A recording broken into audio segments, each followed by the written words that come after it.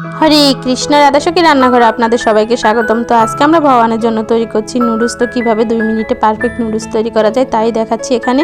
তো এখানে আমি প্রথমে প্যানে সাদা তেল দিয়ে এতে আমি দিয়ে দিয়েছি কাঁচামরিচ কুচো, তার মধ্যে দিয়ে দিয়েছি হালকা একটু হিং। তো হিংটা যখন লাল হয়ে যাবে তখন আমি এখানে 1 কাপ জল দিয়ে দিয়েছি, যেহেতু আমি এখানে এক প্যাকেট নুডলস রান্না করছি। এরপর দিয়ে দিয়েছি একটু লবণ, সামান্য একটু সাম্বার মশলা।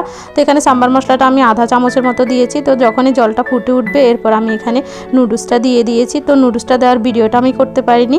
তো এবার আমি এটি ঢেকে রাখবো যতক্ষণ পর্যন্ত নুডলসটা সিদ্ধ হয়ে জলটা না শুকিয়ে যাচ্ছে। তো আমার ভিডিওগুলো যদি আপনাদের ভালো লাগে অবশ্যই আমার চ্যানেলটি সাবস্ক্রাইব করবেন, লাইক দিবেন, শেয়ার করে দিবেন। তো এটি খুবই পারফেক্ট একটি আইটেম, বিশেষ করে বাচ্চাদের স্কুলে টিফিন দেওয়ার জন্য খুব শর্টকাটে হয়ে যায়, 2 মিনিটও লাগে না।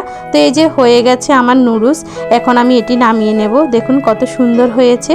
আর একটু আঠালো মনে হলো, মানে একটু ঠান্ডা হলে কিন্তু ঠিক